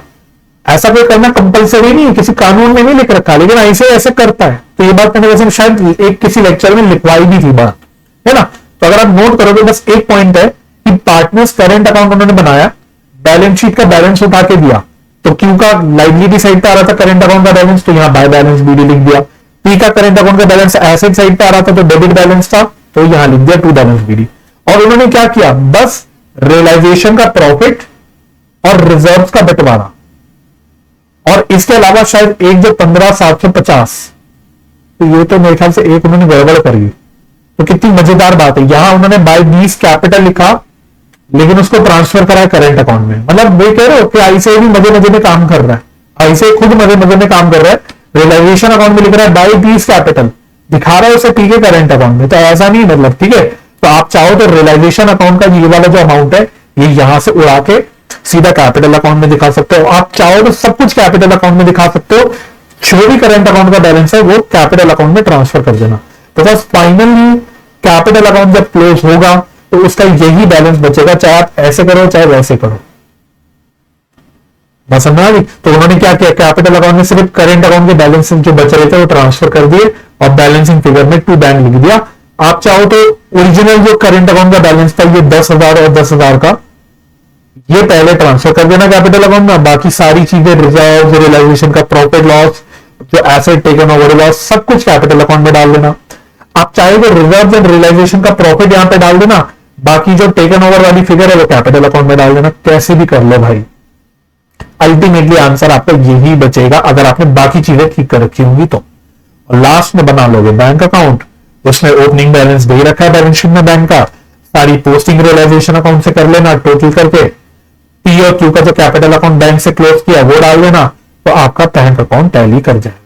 तो I hope this question can be done by yourself. आप अपने आप इस सवाल को कर सकते हैं, इसको आप नॉर्मल एक बेसिक क्वेश्चन की रिवीजन मानना, this is nothing but a basic question of realisation account, जिसमें आपको बस बुक्स ऑफ अकाउंट्स क्लोज करने होते हैं, जो बिल्कुल बिल्कुल स्टार्टिंग के लेक्चर में हमने सीखा था। ठीक है, तो this you have to do in homework. इसके अलावा बाकी सारी चीजें हम लोग इस चैप्टर की निपटा चुके। ठीक है, तो आई होप बच्चों ये चैप्टर आपको समझ आ गया होगा। अगर आपको ये लेक्चर सीरीज हेल्पफुल लगी है, ये डिसोल्यूशन का चैप्टर आपको समझ आया है मेरे लेक्चर से, आपको थोड़ा सा भी हेल्पफुल लगा है, तो प्लीज थोड़ा आपको बस सपोर्ट करना है बच्चों। मैं आपसे 1 रुपया नहीं मांग रहा, फ्री लेक्चर है, आपको 1 रुपए की फीस नहीं देनी, आपको बस छोटा सा सपोर्ट दिखाना है, जिसके लिए आपको कोई ज्यादा मेहनत नहीं करनी।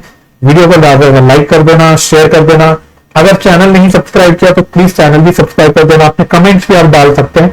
ये चीजें आप करते हैं तो आपको शायद अब पता होगा, आप तो आजकल मॉडर्न जमाने के बच्चे हैं, आपको पता होगा कि यूट्यूब एल्गोरिथम थोड़ा सा इस चीजों को पकड़ता है, तो इससे मेरे को आपके इतने से ऐड से मुझे बहुत ज्यादा सपोर्ट मिलता है। छोटा सा चैनल है मेरा, मैं टाइम टू टाइम अपना छोटा मोटा एफर्ट डाल के आपके लिए कुछ कुछ लाता रहता हूँ, तो बाकी इसका आपको बस इतना सा आप कम कर लेना। बाकी कोई आप मेरी फ्यूचर वीडियोस की नोटिफिकेशन के लिए बेल आइकन भी प्रेस कर सकते हैं। तो मुझे अपना समय देने के लिए बहुत बहुत धन्यवाद बच्चों। अपना ख्याल रखिए, परिवार का ख्याल रखिए, हंसी खुशी रहिए, एक दूसरे की मदद करते रहिए और पॉजिटिव माइंडसेट से पढ़ाई करते रहिए। हम मिलेंगे नेक्स्ट लेक्चर में, मोस्ट प्रोबेबली में जीएसटी वाला जो आपका पोर्शन ऐड हो गया नया सिलेबस में, जो पहले नहीं हुआ करता था, वो इंटर में भी नहीं होता था, तो होल टुगेदर आपका एक नया टॉपिक ऐड हुआ है। बेसिकली जो क्लास 11th में होता था जीएसटी का, 11th के बच्चे भी जीएसटी वाला पार्ट पढ़ते हैं, वही मोटा मोटा आपका ऐड हुआ है, तो उसके ऊपर भी हम एक अलग से लेक्चर में उसको कवर कर लेंगे, देख लेंगे, या तो एक लेक्चर में या जो भी है लेक्चर में कवर कर लूंगा। और जीएसटी का पोर्शन कुछ कुछ चैप्टर्स में इधर उधर ऐड हुआ, जैसे फाइनल अकाउंट्स में जीएसटी का पोर्शन ऐड हो गया, ट्रायल बैलेंस के क्वेश्चंस में हो गया, जहां पे भी जो जो ऐड हुआ उसको हम धीरे धीरे करके कवर कर लेंगे।